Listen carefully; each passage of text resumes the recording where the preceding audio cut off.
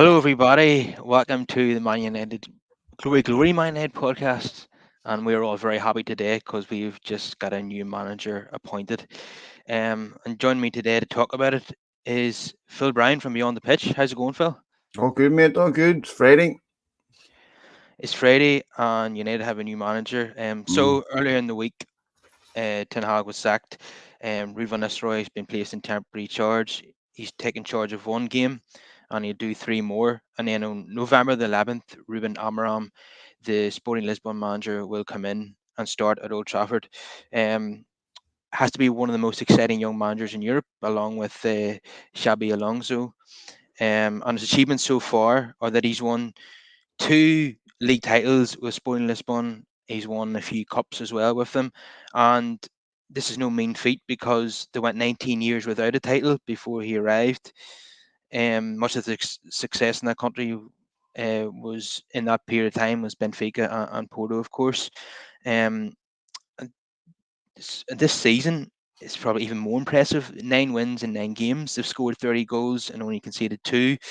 In terms of Europe, in 2022, he got them to the knockout phase of the Champions League. They came up against Manchester City, so that was a tall order, and they were knocked out. But this season, so far in the league phase of the Champions League, they have 2 wins and one draw, which is quite impressive. And they got Man City to come next week, which Ruben will take charge of himself in his final Champions League game for Sporting.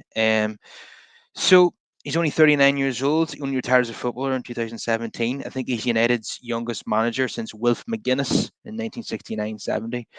So I want to get your immediate thoughts on this appointment then, Phil. Well, I mean, it's obviously a promising appointment. He's a very highly respected young head coach. When United announced him, they announced him as a head coach, which I thought was quite telling. It gives you an indication of the direction that they want to go in, which is really, the way modern football is.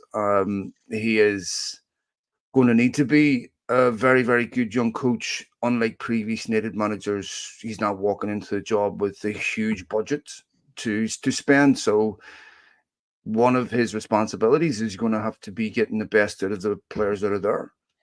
Um, I'm somewhat skeptical of the whole coaching thing at the very highest level because mostly what coaches are doing through the week, my head coaches, is preparing a team to execute a strategy in a game. The individual incremental improvement, that happens in developmental leagues like Portugal and Holland and what have you, um, because they're mostly working with young players. But that individual incremental improvement is primarily down to the player and what they do and the extra work that they do after training and outside of the team setting and team preparation. Um, but most of it at this level is about managing people and your personality and getting respect of people that you work with, that you're leading. And look, it's very encouraging. There's an inevitability about Ten Hag being sacked, but it's a big. It's not just an appointment that's encouraging. It's also an appointment that's been done very differently than the ones that have been done before because the people that appointed him are also now going to be defined by his success or failure. Yes, absolutely. This is the first head coach of the NEO's tenure at Old Trafford. So I really, really hope that this works out well because we've been fed up of managers coming and going. We've had this is the sixth permanent manager since Fergie retired, and we've went 11 years without winning the Premier League. So hopefully, this is the manager that brings us back to the promised land. I know that Omar Barada had said that 2028 was the target, the 150th anniversary of United's creation.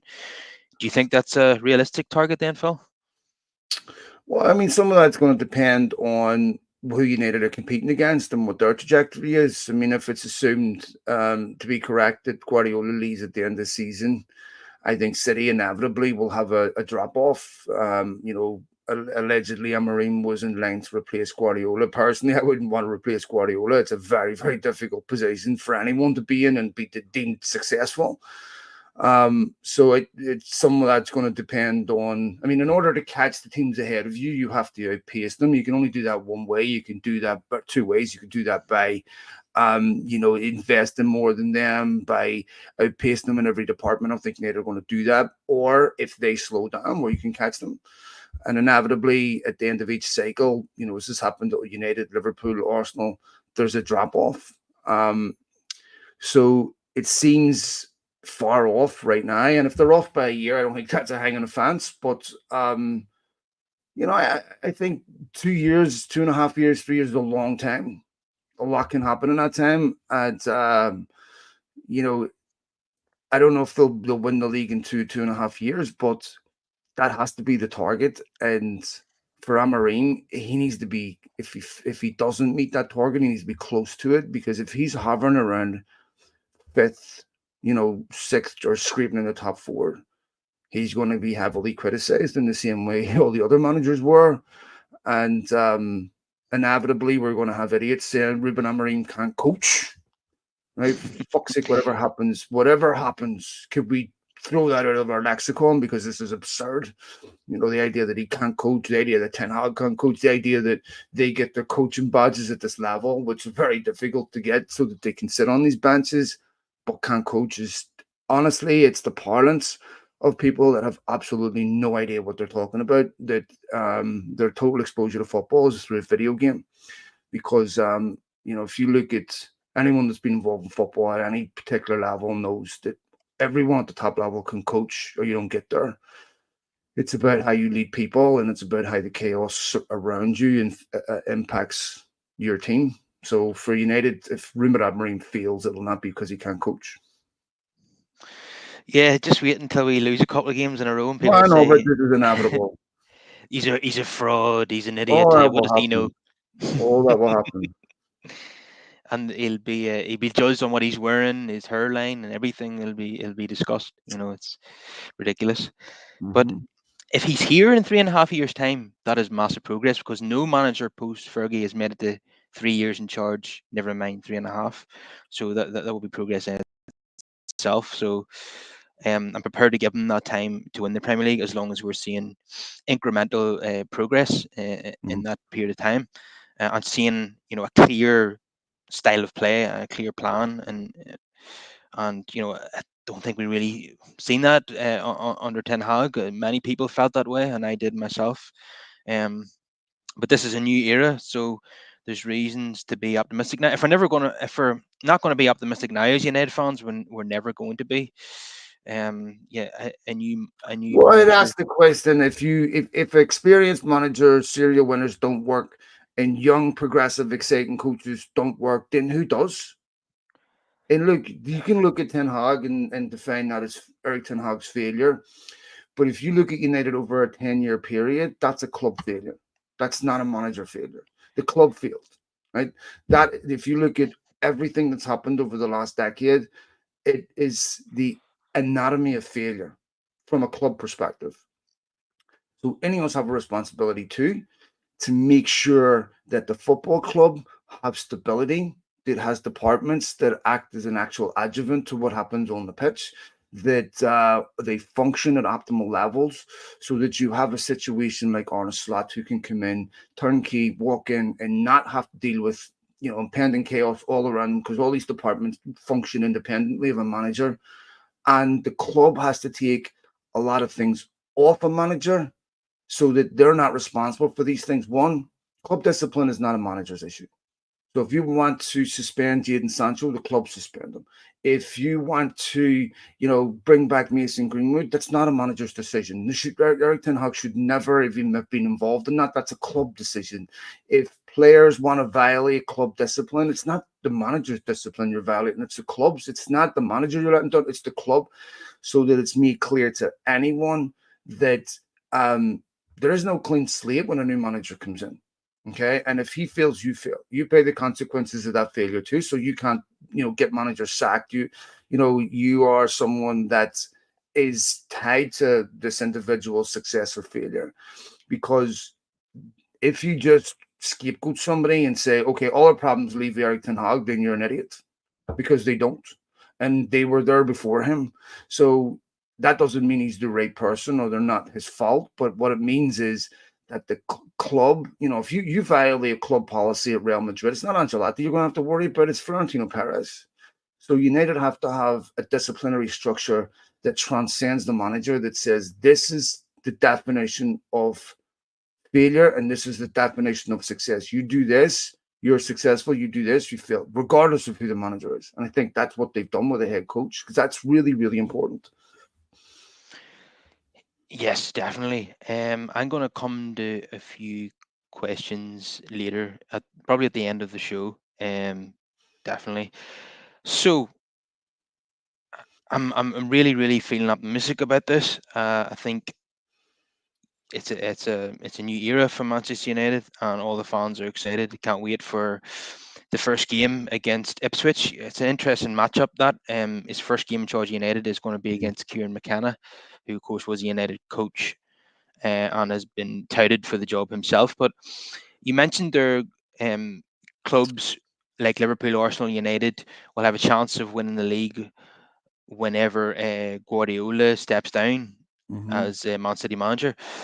Now, Manchester City recruited the Sporting Lisbon director of football, or he will start next season in that role. And Ruben Amorim was touted as being the successor to Pep Guardiola. Do Mm-hmm. you see it as a coup that Omar Barada and his colleagues have been able to intercept that appointment? Of course, Man City have come out and briefed the press that Yeah, well, of they course. were never interested, but they always say that. Well, they have. I mean, they would. I don't blame them for saying that. They have a manager right now until there's Guardiola announces something official. You know, suggesting that there's a deal in place for this guy to come in at the end of the season. I don't think that's appropriate, to be honest. And Guardiola's earned the right to just to say this is when I'm leaving, and then you can announce stuff like that. Look, I don't think it's a coup because they, prevented him from going to City. I don't think that should be what determines whether this is a coup or not. I think if he's the right guy, remember he was talking to West Ham in the summer, so there was other clubs, say of I lesser think stature, that he was seriously considering. I think he's a very good, progressive young coach. He's going to find it very different at United. It's a step up. Um, if you listen to people that know him well, like you said, it's about personality, it's about character, it's about having a Mourinho type aura that comes in and demands respect immediately. That is not someone that is intimidated by the challenge. Is not someone that's intimidated by the dressing room. He's someone that comes in, with like Cantona esque confidence that borders on arrogance. That says, yes. that you have to have that in a dressing room. Because players within 5-10 minutes are going to figure you out and find out you have to be a leader, and so that's more important than any tactical knowledge. It's more important than anything else, because if you aren't the leader, it doesn't matter what tactics you have. Your players are not going to execute them with intensity. They're not going to train with intensity. They're not going to dedicate themselves intensity because they don't believe you. If you are a leader, like Ferguson was, not a great tactician, then you can accomplish great things. I think for Amorim, that's going to be. I would assume United know this and have considered that part of in the analysis, that you have to have. This is why I didn't want Klopp, or this is why I didn't want Southgate, or people like Graham Potter. You need people like Klopp. You need people like Guardiola. You need people with presence, with aura, that demands respect, that are confident, and then you have a chance. I think it's good that City were interested in him because that's a good sign in terms of his ability as a manager and a coach. And yes, I think man management is probably the most important attribute of a coach, not tactics, as you say. And Fergie had that in abundance, and so does Angelotti. Look what he's won, and that's what he's renowned for, being a man manager. He's not known for tactics. Hopefully, Amorim can bring both qualities to the table. But yeah, man management is absolutely key, and I'm not convinced that Ten Hag had that skill. What do you think, Phil?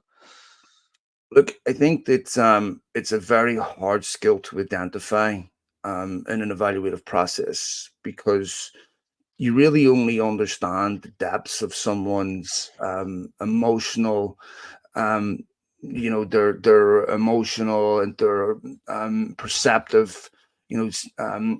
Spectrum and how broad it is when they get exposed to certain situations. When you're in a business, whether you're a sales guy or whatever, you have to be like a chameleon. You have to adjust your personality to the individual you're speaking with. I mean, one minute you can be selling stuff to a devout, religious individual, and the next minute you could be selling to, a criminal. You have to be able to adjust to their vibe so that they respect you, so that they on and when you're leading people, you can't have one gear. You have to have a broad spectrum. You have to know which players need the armor and the shoulder, and which players need coddled, and which players respond to different types of incentives and different types of consequences. This is, go into any classroom, you'll see this. So I think that with Ten Hag, you know that may have been something that he was missing. I think this is one of the reasons why they want to get rid of Mitchell van der Gag, is that they felt that the parameters that was too narrow, and there wasn't that flexibility to deal with the broad, the players are affected by the vicissitudes of life like you and me, but you can't run it like it's a drill, like your drill sergeant. You have to understand that not everyone responds that way. And I know we hear, oh, you treat people all the same way, but you don't, because Cantona was treated differently than everyone else because you had to do it. It's his personality. George Best, oh, lots of people were. So I think that with Amorim, if you have that, you know, deep emotional intelligence that's perceptive, that allows you to understand how to make players tick. You don't have to motivate a player; that's their job, but they have to trust you. Um, almost as a therapist. I think that's absolutely fundamental in any leadership position. Yeah, so I just want to talk a wee bit about the formation now. His favorite formation is 3-4-3 or 3-4-2-1, depending on what way you want to look at it. And that's supposedly the reason why Liverpool didn't go for Amorim in the end and went Mm. for Arnie Slot, because he's absolutely wedded to this formation, and they felt that they didn't have the players to play that at the moment. So United obviously have six centre halves, so that kind of suits.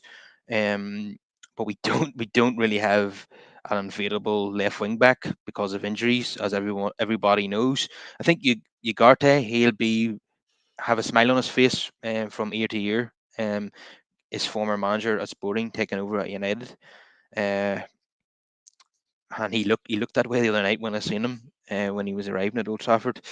So all the fans in the last couple of days are talking about who's going to fit into this formation. What's his preferred 11 going to be? And that's a very difficult question to answer. But I think obviously the goalkeeper picks himself. The back three long term, and everybody's fit, people expect it to be Lenny, Euro, Delict, and Martinez. Mm. Obviously, Maguire fits into a back three as well. He's done that a lot for England and Leicester. So if there's an injury, he can definitely slot in there. Johnny Evans, who's been immense for United, can play anywhere across that three. Probably be on the left or in the centre, preferably. In terms of the two in the middle of the park, you expect it to be Manu and Ugarte when everyone's fit. Casemiro's had a bit of a resurgence this season, so and Ericsson himself as well. So lots of options there. Dallo probably will be the right wing back, but I would prefer Mazarahi. On left wing back's going to be very, very interesting indeed to see who he goes with there. But United need to sign someone in January. That's obvious. Alvaro Fernandez has been linked. He plays in Portugal. Maybe Amorim's a fan. That deal can be done for 16.7 million pounds. Let's see. Front three, I think, itself really Rashford, Hoyland, and Garnacho, I think. But it could be Bruno as one of the tens as well. So I think Hoyland will be the number nine. Mm. But who will be the two tens behind him? Will it be? I expect Well, Rashford to be one, and I think Garnacho maybe the other one. But then Bruno might be one of those as well. So it's intriguing. Could Garnacho be a left wing back? That wouldn't be suited to him I don't feel so. That's the one position I can't predict is who's going to be the left wing back, There's no and then guarantee he'd play this way. United. I mean, what did Ten Hag say a year and a half into his tenure at United? I can't play the way he played at Ajax because they're different league, different intensity, you're taking different risks, different consequences, different reward. If you look at the way Amorim plays, he keeps his three centre backs back, keeps Holman back. And, I remember watching them play against that way against City and they lost 5-0. So there's no guarantee that that's the way he is going to play United. I don't know how wedded to that system is. These guys understand how to play different systems. They played them in their playing career. They're tactically, diverse. They know how to make adjustments. And given United's personnel, it may not be the best system for them. So to me, I heard this about Amorim with Liverpool, but if that's your disqualifying factor, then you don't interview him because you already know this before you interview him. So there would be no point even discussing anything with him if it's okay. You're wedded to the system.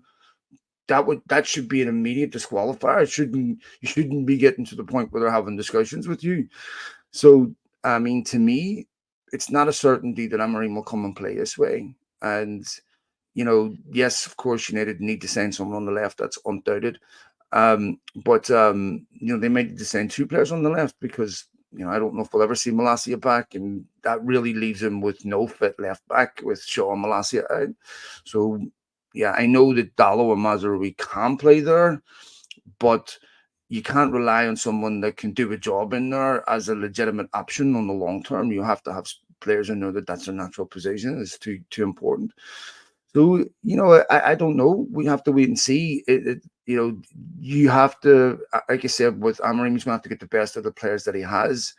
And, I don't know if he'll be wedded to that 3-4-3 or however you want to do it. Um, I mean, he may not have the players to play that system, and he has enough intelligence to know how to play different systems. But yeah, I don't know if he's going to be locked into that. um, well, I personally would like to see it, and I do enjoy watching something different. So if he does it, I will look forward to it. But he does. I think he has the centre half to do it. He just doesn't have that left wing back at the moment. Luke Shaw would have been perfect for it, but I don't think he's ever going to be fit again to Well, play. Even honestly, like the forward line is the question mark for me because how do you play with narrow forwards when if you have wing backs that high right wing back left wing back that are playing high in advanced positions, then that's where your width is coming from. You can't have two wing backs and two wingers, or they're going to be competing for the same ball. So you have to tuck your wingers in. And I know you need to somewhat play with inverted wingers, but not really. And so this is what I'm saying. Like, what team he has available to him may not suit this system. I don't really care what system United play. I just want to see them play exciting attacking football. well, And to me, like well, doing something different just to do it because it's different. I'm not on well, board with. I want them to do something that makes. I don't care if it's a 0-1-9. Personally, I just wanted to play exciting attacking football, and the thing about the left back situation is if you play high wing backs, that immediately rules out people like Martinez filling in on that side because they're not suited to that type of position. He would be a defensive left back. He's not someone with lightning pace that's going to get forward and give an attacking option. So, you know, there's going to have to be flexibility in that system because it's highly unlikely United are going to have fit enough fullbacks every week to play that system. I just want to see the same formation, the same style of play on more or less the same team in most games. I don't want to see massive changes from game to game, as we saw that a lot with Ten Hag. Yeah, but that was partly down to injuries. So injuries are, in order to do that, you have to have the players to do it. I mean, if Pep Guardiola goes and manages, I don't know, Luton, He's not playing tiki taka the way he plays with City. You have to work with the players that you have and ask them to do things that they're capable of doing, and not put them in positions and ask them to do things that they're really not good at, because that's how you destroy confidence. And so the problem with that system is, what do you do if Dallo gets injured, or Mazarui gets injured and need to make a substitution? The whole system collapses. So you're dependent on Mazarui and Dallo staying fit every single week until January. And United don't have a ton of money to spend in January, so it's risky. When you play deeper wing backs, you can get away with it because you can shuffle Martinez over there onto the left. He's naturally left footed. But Dallo would worry me playing high, because he's someone that doesn't give me the impression that he really wants to defend. No, he And doesn't. and so, and you look at what Arne Slot said about United's fullbacks, about isolating them high, and then isolating the centre backs by leaving the two forwards up because the wing backs play so high.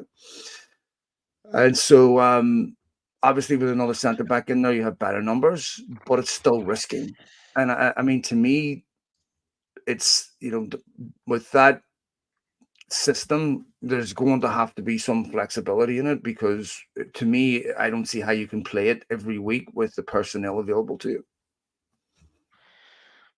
Yeah, he might feel as if he needs a couple of signings in key areas to play that system. So, but that's part of the intrigue of the Ipswich game. We'll all be tuning into our phones at uh,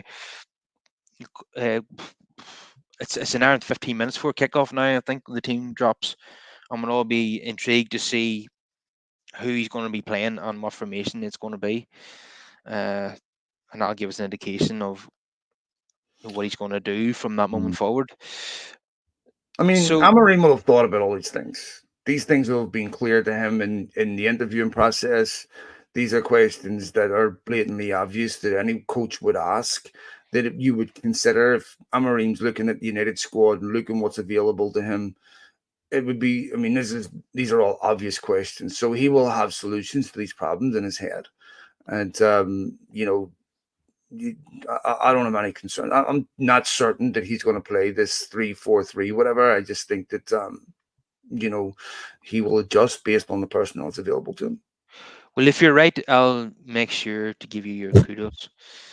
Um, I will send you a I message don't if believe that, but go ahead. you're. He'll say it and say it. I just want to come to comment here from Bounty Hunter. He's a bit scary with that name. Uh, how much can really change until the recruitment is fixed? Xerxes, for example, already looking like he will struggle in this league. Young players are not enough to reach the level of expectations. Yeah, that brings me on nicely to what I read in the Athletic midweek is that Ten Hag wanted to sign Danny Wilbeck, and I totally agree with that. I think experience alongside Hoyland was the right move. Instead, they brought in another young player from Italy, and so far it's not working. He can't hit a barn door. He hadn't scored since his first game. What's your thoughts on that, Phil? Do you think we need an experienced striker? I mean, I think they need a good striker. I think they need someone that's reliable. With Xerxes, it just looks a confidence issue for me. He's a young lad. He's coming to United. It's a nightmare environment. United don't. Nobody scores goals really in this United team, right? Especially a central striker. United, Ten Hag brought in, Weghorst didn't score either.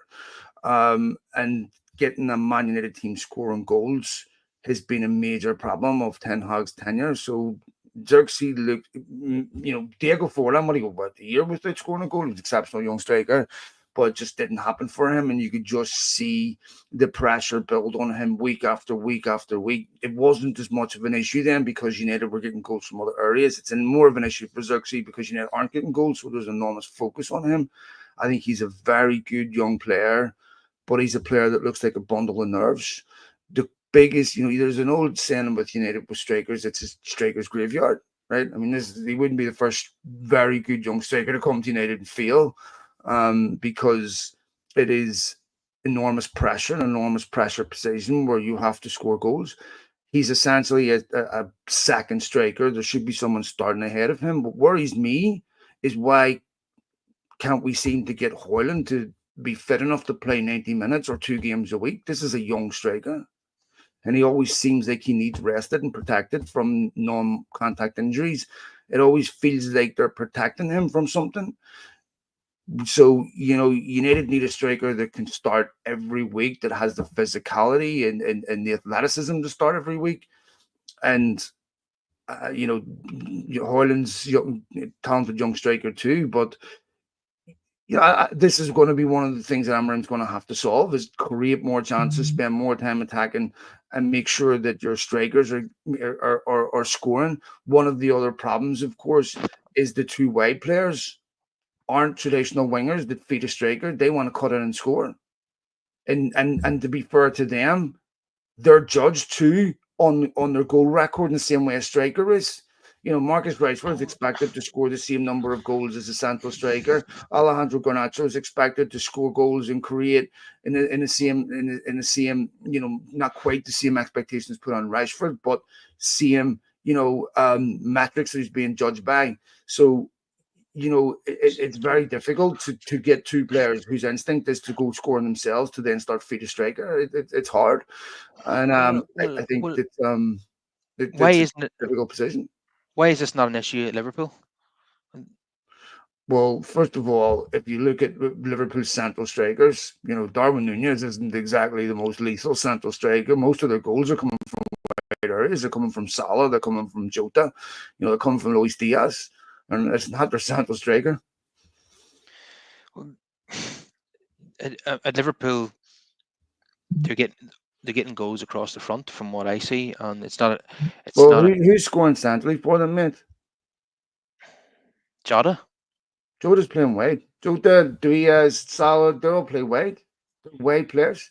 You've got Darwin Nunez, and even when Gakpo's playing, they're playing wide, right? They're not central strikers. So, even if you go down the Premier League, I mean, really the only one you're getting any type of serious numbers from is Holland. I mean, where's Arsenal central striker that's bagging tons of goals? Not there. Where's even you go through all the other teams. What Chelsea's best player is Cole Palmer from out wide. Where's the central strikers that are banging goals in? This is why Spurs had to pay 60 million for fucking Solanke, right? Or 50, whatever they paid for him. This is a problem in a lot of teams. Getting that, because of the way football is changing, where that old fashioned number 9 is dying. Because there's how many other Hollands are there? There's not many. And so this is not just the United issue. This is an issue But throughout football. what it meant was that Liverpool's wide forwards are not under pressure to feed the centre forward like you say United's wide forwards are. They just get on with their goal scoring at Liverpool. They don't have to Okay, worry but so about you that. can have one or the other. So if you are saying, okay, first of all, we wouldn't put Garnacho in the same, which would be totally unfair, in the same, discussion as Mo Salah yet. He's not there yet. That's not fair. Mo Salah was nowhere near Garnacho's level when he was his age. Same with Luis Diaz. They need time. So, with and Liverpool also have consistently fit fullbacks. United don't. So they're spoiled for choice. They've got Andy Robertson, they've got Connor, kid plays Bra- for, Bradley. yes. I mean they've Trent Alexander Arnold. They're overwhelmed with fullbacks.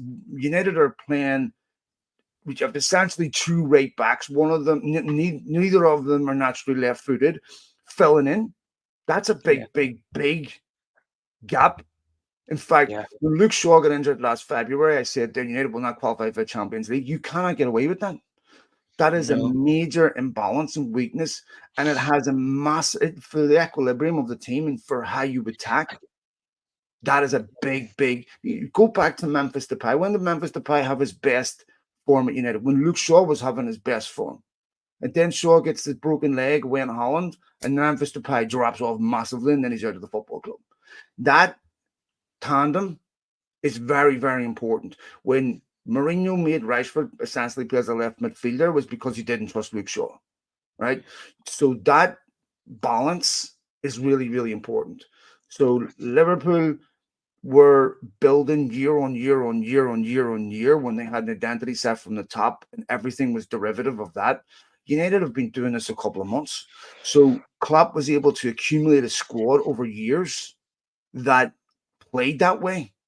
And so, United have never done that. And so the United Liverpool's forward line is experienced internationals. United's is Holland last international break was on the bench for Denmark. Garnacho is carrying a knee injury, didn't go to the last international break.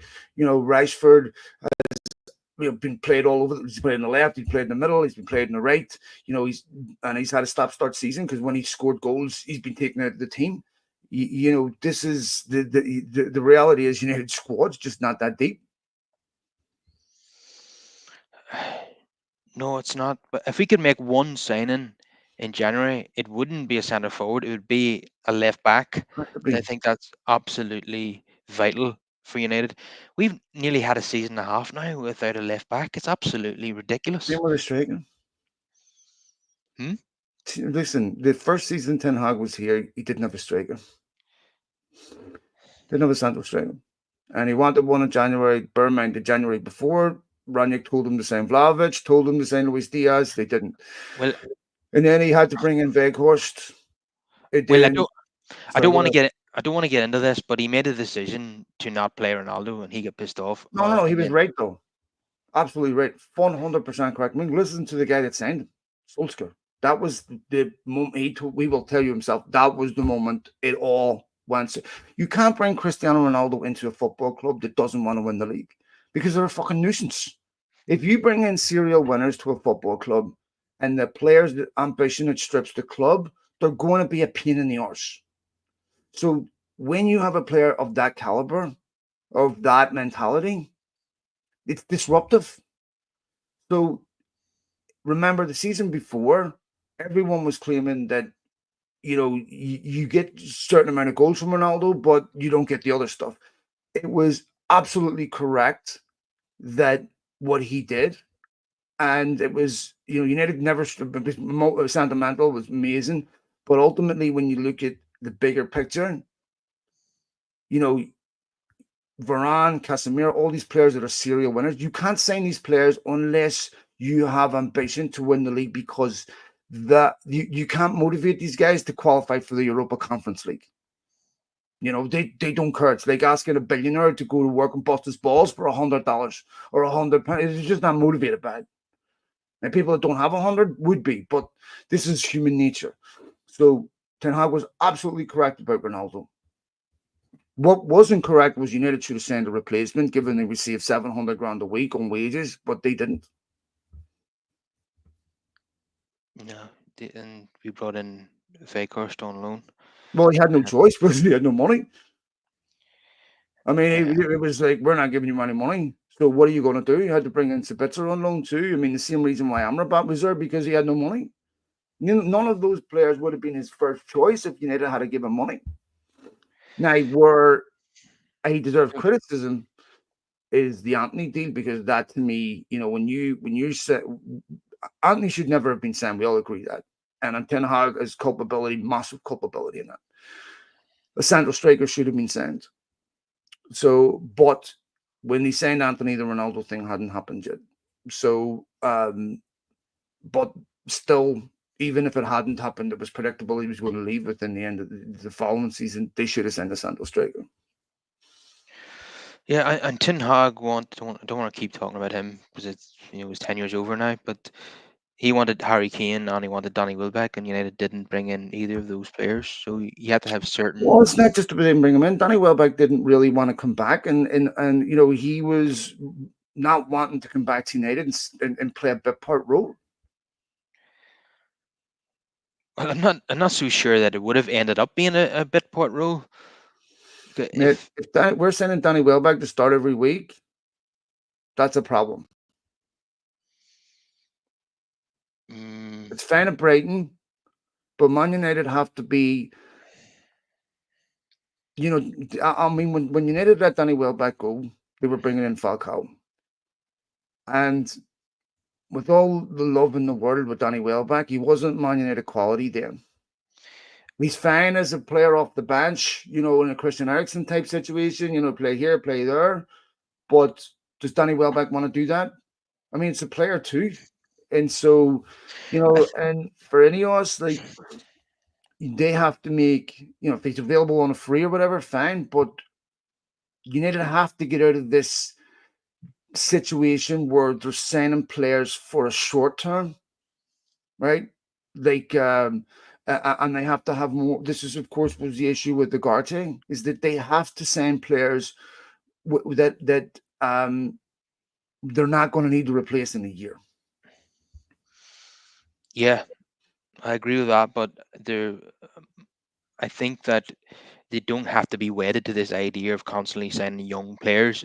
Experience is very important as Of well. course, but if you're bringing experience, Ken, okay, if you're signing a 33-year-old forward, you can do that if he's available on a free.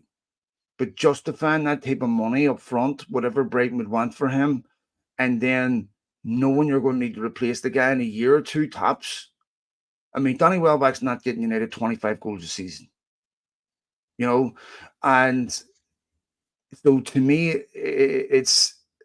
I mean, I understand what he's decent player and all that there, but you know, United have to be a little bit more meticulous and forthright in how they go about their business. Yes, they don't have to send young kids all the time. They have to send experience too. They know this. But with experience, to me, you're looking at the 28th, 29th, and if anything over 30 has to be talking a free transfer to me. Yeah, that's fair. I just think, in my humble opinion, Xerxes was the wrong signing at the wrong time.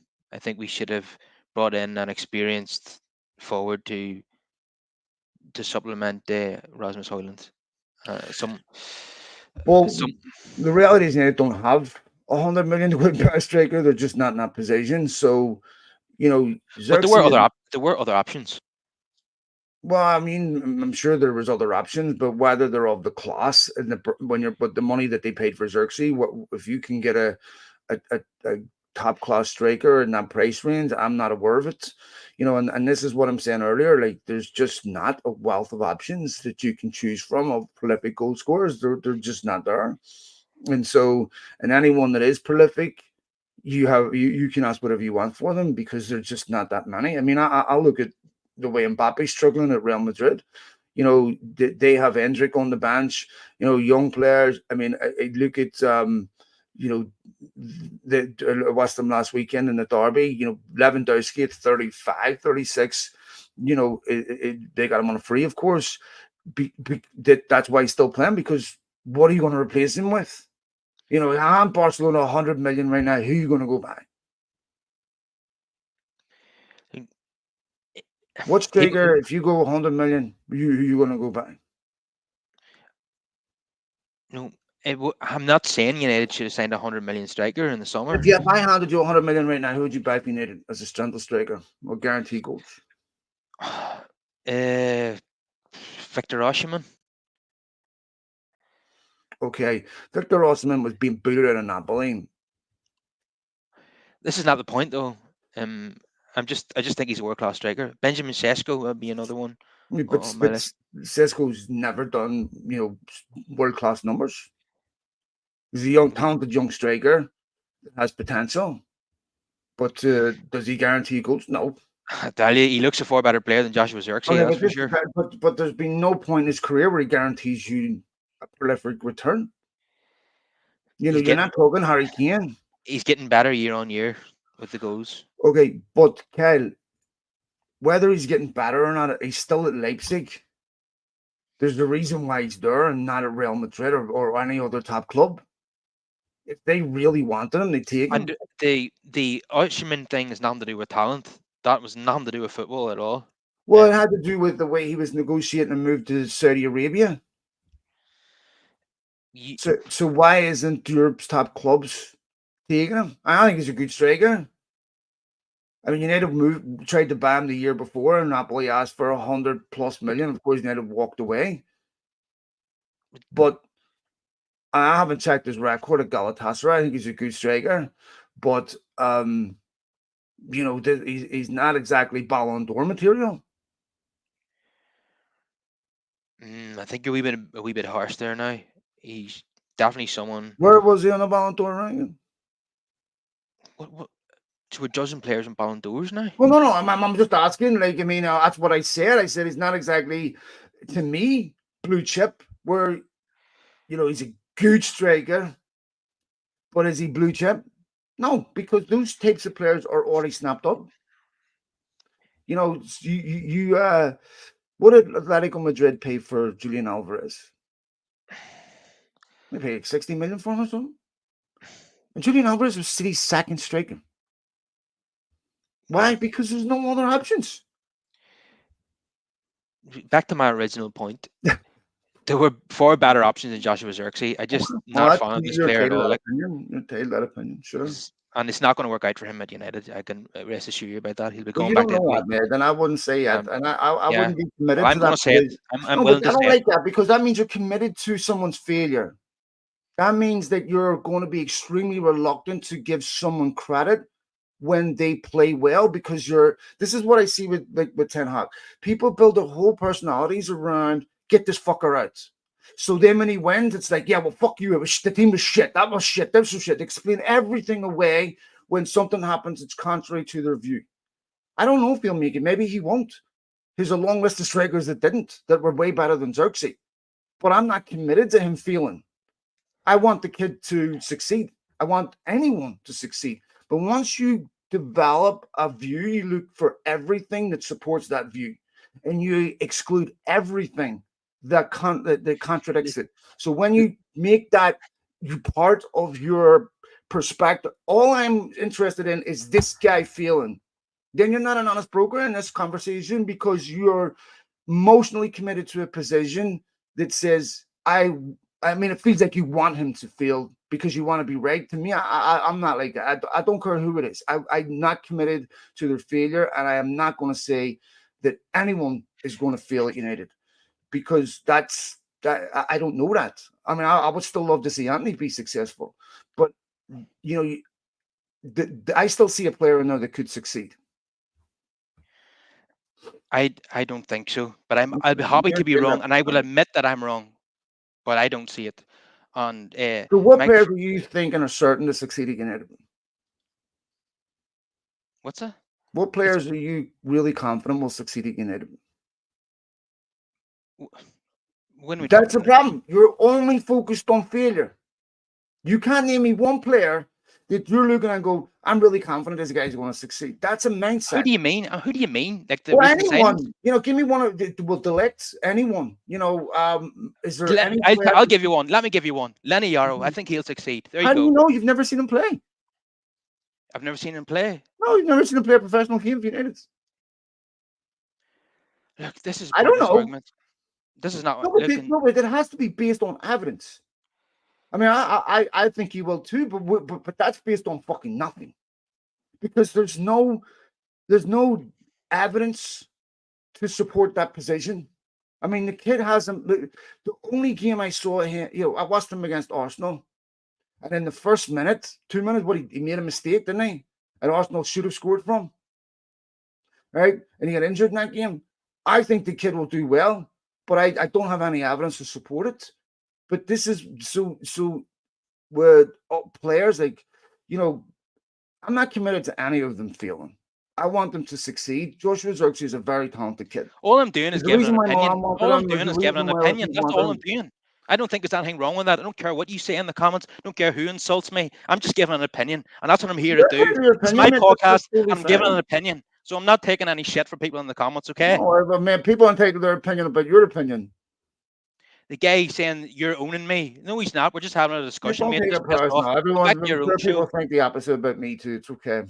I'm just going to defend my position because I think that when you have a lens that looks at things from a perspective of I want to see failure, then that's what human beings do this. They form a view and then they look for everything that confirms and exclude everything that contradicts it. You don't know me. That's That's not bias. that's not the case at all. No, that's you've already said you've made a statement that you cannot that is a guess. I am telling you he's going to fail at Man United. That is bias. You don't know that. There's no objective evidence to support that. So that now means that you are committed to his failure. No, I'm not I committed don't. to this. I'm not. I don't know the answer. It's Maybe he just will a fail. I don't prediction. know. It is just a prediction. That's all it is. No, that's an objective claim. A prediction is I don't think he's going to work based on what I've seen. Right? If you say 2 plus 2 equals 4, that is an objective claim. There's All I'm no doing, variance to that. it's only football at the end of the day. I don't Anyway, give up. yes, but I'm just telling you that's my perspective. I don't see that he will definitely fail. I'm not saying I'm not saying absolutely But that's what 100%. you I'm did just saying, say. That's why I'm just, repudiating it I because just, you said I'm telling you right now he I will think, not make it at Manchester United. He will I think definitely not. the Okay, most likely outcome is that he will that's not not what you succeed. said. You can say that now, and that's okay, and say that's more reflective of your view. But that's not what you said. And had you said that, we wouldn't be having this back and forth. Yeah, but I'm not. I'm just pretty pissed off now because people in the comments Man, just talking absolute shit. I didn't come well, on here to take. I don't come here to take abuse. Like I'm just here to well, you have to my accept opinion. diversity viewpoint. I get criticized for my views all the time on my podcast. I get people tweeting me, messaging me, DMing me. It's football opinions. Yeah, That's healthy yeah, because we're but probably wrong about most things. if people don't agree with me, that's fine. They can say Yeah, that, but that's what the whole point of this is. It's about the that's discussion about opinions. not the way that was worded. Um, so let's look at the Chelsea game, which is coming up. But before that, Leicester. Um, Bruno got his first goals of the season. Casemiro scored a wonderful goal and another goal. But hard to judge from the League Cup because we're playing against a much changed Leicester team who are near the bottom of the table, and you'd expect United to beat them at Old Trafford. But that being said, we didn't we didn't score 5 goals against any Premier League team under Ten Hag, so that is something different. Mm-hmm. And I'm glad to see it. And oddly enough, we're going to be playing Leicester again at home before Rude leaves. So 2 of his 4 games will be Leicester at home. So going to be a much more difficult challenge against Chelsea at Old Trafford at the weekend. Yeah, I mean, look, with the Leicester game, people always find a way to discredit a United win. They'll always find a way. It was this, it was that, it was this, it was lucky. This ball bounced off somebody's arse or this. And this is about the mindset of always looking for a negative. For United players, it was a competitive fixture against a Premier League team, and they won. They did something in that game that I hadn't seen for a while, and that they played well for more than 45 minutes. They started the second half poorly. They wrestled control back, and they went on and scored a fifth goal. Yes, they conceded, 2 goals, not great, but they United players need confidence, and during that period that we've all experienced in a new relationship where everything feels great, it feels new, you have a sense of liberation, and it's short-lived sugar high, of course. But going into the weekend against Chelsea, this is the best possible preparation for that game.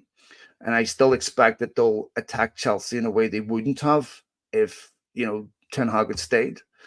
Some of that, of course, is psychological. I don't think the players just decided to show up against Leicester and start scoring goals that they didn't. They chose not to before. I mean, I think that's absurd.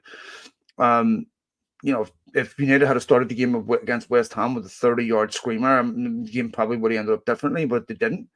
So, Chelsea will be a tough game, but I'm a lot more confident going into this game this weekend than what I would have been if things hadn't have been any different. So, to me, it's encouraging, and I think that for Chelsea, they would have preferred United made the decision to sack Ten Hag after that game, and this is a whole different game for them. United have been in a situation before where they've gone and played teams that have just got a new manager, and we've seen a whole different team from the one that was you know, there before. So, it'll be a different atmosphere at the weekend against Chelsea, and I think United will come out on the front foot. I think it's a game United could very easily win. Well, Michael Carrick's time in charge, United were undefeated and they won a couple of games, and I think they drew one against Chelsea. So hopefully Van Nistelrooy can do something similar. I think everybody's going to. I think we're already experiencing that new manager bounce, but hopefully that translates into the Premier League as well. But Cole Palmer always concerns me. I think he's one of the best players in the Premier League. Um, Under this new manager, Chelsea have been in good form. They're having a decent season. Hmm. Okay, they lost at Anfield. Most teams will lose at Anfield. So I think United will come out on their front foot. I think United will maybe score a couple of goals, but wouldn't surprise me if we leaked a couple of goals as well. So I could easily see this being a draw or United win. I don't think Chelsea will win the game, and I hope I'm right about that. But yeah, it's going to be a much tougher game than Leicester in the League Cup, that's for sure. And Yeah, well, then it'll be tougher, but it'll be tougher for Chelsea too. yeah, that's right. Yeah, if Ten Hag had still been in charge for this game, I could see an easy 3-0 win for Chelsea. But Chelsea are going to be coming up against a different beast, a different team with a psychological boost. The crowd, the atmosphere is going to be electric for this game. It might have been a bit flat had the manager stayed. So yeah, this is going to be a totally different game for Chelsea. I was even talking to a Chelsea fan at work, and he was thinking that we're finally going to win at Old Trafford for the first time in 11 years. But now with the managerial change, he's not so confident anymore. I can see Chelsea losing. So I can understand where he's coming from. So yeah, they haven't actually won at Old Trafford since Fergie was manager. That surprised me, Phil. I mean, United should have beat them away last season too. One of the most inexplicable collapses in the last few minutes. Palmer's an exceptional player, but most top Premier League teams have exceptional individuals. United have to have them too. And this is also United players going into this game playing for places now. They're trying to impress not just Amorim, but Van Nistelrooy. And this is knowing that there's going to be observant eyes from Portugal. And so, where players previously, knew where they stood with Ten Hag, knew that they were going to start most weeks. Now you don't. And so they will have had no communication with Amorim. So this will be about, trying to impress the new manager too. And so, this is a position where, United are dangerous because when they have that that heaviness has been lifted and they're playing with a sense of especially at home. Um, this is where they have the ability to hurt you. Chelsea are a good team, but I mean, but I don't think they're great, and I think it's a very winnable game. I would be surprised if United lost this game. Yeah, so would I. But didn't think I'd be saying that 7 days ago. But yeah, here we are. Um, it seemed like a certain defeat 7 days ago, but I I'm wouldn't have completely said fine. certain defeat, to be honest, Well, because I've seen United bizarrely play well against well, teams they shit against teams they should beat and play well. I mean, what we saw in City Cup final, that this was always the well, anomaly with Ten Hag is that there was yeah, always a contradictory statistic or stat or win that didn't make sense, and so it was really difficult to say something definitively. I mean, I hadn't seen anyone what United did to City in the cup final. I hadn't seen anyone do that to them in a long time, even Real Madrid in the semis. So it was United dominated that game. City didn't come back into that game until like the last 4 minutes of the game when Doku scored when Onana should have saved it. So to me, that with United, I can never say anything certain. They should have lost to Villa, but they didn't. It's so you just I don't know, but I mean, United have got a good record at home against Chelsea, and even under Ten Hag, and um, I I wouldn't have said I could. Yet that was the thing, but you could never say anything with certainty about them because you just didn't know what you were going to get. just basing it on the home games this season so far, the Yeah, no, I Tottenham. would accept that this season there's been a bit more predictability about the doom. There was definitely very few of the contradictory highs. Yeah, the Tottenham and Liverpool games were Yeah. extreme lows, and I'd have expected something similar against Chelsea, but hopefully that's not going to be the case now with the Ruben Nistelrooy taking charge and getting that new manager bounce. So I just want to apologise for earlier on. I feel embarrassed and humiliated. That's the problem with doing live shows. Man, they're all right, for fuck's sake. I thought it was Um, good entertainment. well, Michael O'Brien certainly saw the funny side. He says, "Welcome to the internet." Haha. But yeah, I think Mike Fergus is a big fan of yours, Phil. He says Phil knows his stuff. You can learn a lot from him. I highly respect him. That's okay, but he doesn't have to say that Phil is owning me. Uh, would you say you owned me today, Phil? I think I may have said that, man. Sorry. um, man, it's just football, right? I mean, they just the thing is with opinions, they're not objective, right? They're based on your own prejudices, biases, and your own priors and how you view the game and your own personality and the mood that you're in at the time. I mean, I'm wrong about a lot of things, but to me, like I just have a different view of sort of things, and I don't want to sit here and say we're both right and backslap each other because I think it's right. But you know, there's been things that you've disagreed with me on where you've been right. Yeah, about Lindelof. No, I said my dick was 6 inches. You said it was 12. It turned out you were right. No, You're gonna be I starting didn't rumors see now, that Phil. point yet. You're gonna be starting rumors now, Phil. Ah, I owe my half of my OnlyFans revenue to that, so after unintended consequences, not that big man. um, Bounty Hunter says he was backing me in the Xerxes debate, so I'll take that. At least somebody thinks I'm right. But no, I am not wed. Well, I must be your burner account. There's no way I'm going to get No, much I'm on not. that. I am not wedded to his failure. If he proves me wrong, that's brilliant. What I always say about players, do you see when like a player is brought on as a substitute who I'm not a huge fan of, I always say, "Go on, prove me wrong. Come on, prove me wrong." Because that's what I want to see. I want to see people do well when I don't expect it. And yeah, hopefully Xerxes proves me wrong.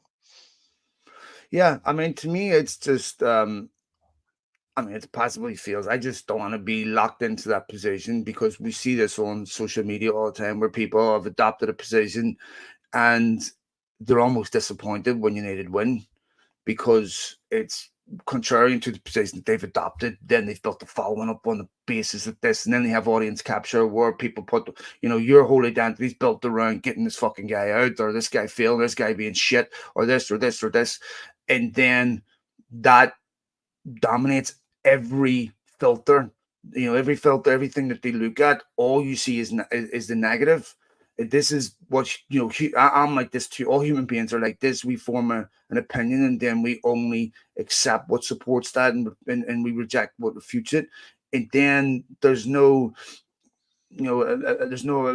epistemological legitimacy to that. It's just an emotional position, and it's really not founded on evidence. It's just that position is doing some an emotional reward for us, so we believe in bullshit because it pacifies us, and I've got my biases too and prejudices too that aren't based on any logic, but to me, when making an objective claim, this guy's definitely going to fail, I don't like that because that is something that I've tried to guard against with myself, with holding particular views and going, you can't, you know, in science, you know, you can't say anything objectively. Everything is you have to always leave room for the potential that you're wrong, and evidence can prove you wrong, and you'll amend your position if information shows you're wrong, because otherwise, these are logical fallacies to me. So I don't know if he's going to fail. He might, but I really hope he doesn't. Yeah, I mean, if he scored 25 goals in a season, there's no way I could sit here and say I was accidental. Those are all flukes. I'm obviously But going to this is say I what was happens wrong. with Ten Hag. People put every win down to a fluke and every defeat down. That was his fault. Yeah, it was just Brentford. Someone bailed them out and wasn't down to Ten Hag. But every defeat is his fault. And so this is when you get into this position where you're like, okay, I'm not adjudicating this reasonably because this is when I recognize that this is where my logic is leading me to, then I have to accept that I'm not looking at this on its merits. These are emotional positions. He's responsible for something because you never diagnose a problem properly when you do that. That's juvenile logic. This guy's responsible for every failure and every success. It's not his. If you want to understand why someone fails so that you can make sure the next guy doesn't fail, you have to be honest about this is a failure that extends, because people don't fail in isolation. Failure is a process, success is a process, it's not an event. And it's a accumulation of multiple, especially at a club like United, of multiple failure points from people in that chain. And one person bears responsibility, but it's never one person's failure and it's never one person's success. No, no, absolutely not. Yeah, I agree with what Mike Fergus says. It shows we care and love our club. It's been an emotional roller coaster for all our supporters, but there's positive times ahead. Yeah, I think what has happened in the last 11 years, there's been a lot of lows, and it's kind of taken its toll on us emotionally. And we might have seen some of that during the show. Oh, fuck's sake. So please, everybody, subscribe to both channels, smash a like on the videos, and Don't be fucking get more of booting the your dog or comments in. anything now. What's that? Don't be booting the dog or anything now, for fuck's sake, you. No. Uh, Fortunately, I don't have a dog, so I'll not be Lit doing up that. a big split, mate. Chill. Relax. Gonna be alright. Yeah, see that bit earlier I where pass you everything. things were getting a bit heated. I'm going to edit that out. Just Keep it keep. in. Fuck's sake, at the end of a dodgy episode of Emmerdale Farm, I'm fucking lighting up my spliff. I'm fucking having a cost of living half a time. Don't worry about it, mate. It's okay. It's a recipe for fucking peace. No, seriously, don't. Yeah, I think I think today is going to be one of those episodes where I'm not going to listen to it back because I'm going to cringe. Yeah, no, no, no. It's all healthy. Okay, just fucking don't be, ringing somebody, looking for them, checking them out, finding out their address, and showing up. Fuck's sake. Don't be, don't be. Just let it go. It's all peace, mate. No, Yeah. I never get upset in my podcast ever. Like never fucking. Oh no, that's never happened at all. No. Ask Colin McGuigan, he wouldn't think so either. You and him had many a battle on that show. No, no, no. I was just the voice of reason. Oh, fuck's sake. Oh, so no, no, mate. Listen, it's just football. It's not important. Football opinions. I see people with football opinion on Twitter. I think you need to play well today. Fuck off and die, you cunt. Yeah, This you're a football opinion triggered you to that point. Like, I'm not gonna take offense because you're just talking to an avatar. But what does it say about you? you're a fraud. You're a scumbag. You're an idiot. Oh, no, mate, it's just fucking madness. It's a football opinion. It's not that important. And even worse abuse than that, which I will not even mention. Stuff that's libelous. There are sometimes aimed at podcasters and YouTubers. It's just insane. But that's the nature of the internet, I'm afraid. But there was none of that today. It was just blunt disagreements over Joshua Xerxes. It wasn't anything too cynical. But we shall All good, matey. we should leave it there. Positive Yes. times ahead for Man United, hopefully, with the new manager coming in, and hopefully we beat Chelsea under the caretaker manager. And I expect we're going to beat POAK on Leicester, and then on to the new manager. And hopefully, we can finish this season very strongly and get into the European spots. So I shall see you again then, Phil. Hope for you, fucking. Hopefully, Joshua Xerxes, doesn't play another game, right, man? No, I'd be okay with that, but I hope that it'll be. It's it'll definitely. I think Amorim will get the best of them. You know, so it's Yeah, hard coming to United, mate. You know, the adjustment is massive, the pressure, the try. I mean, just quickly on that, you heard when Lukaku went to Italy with Pogba and how happy they were when they were out of that environment. That these are seasoned professionals.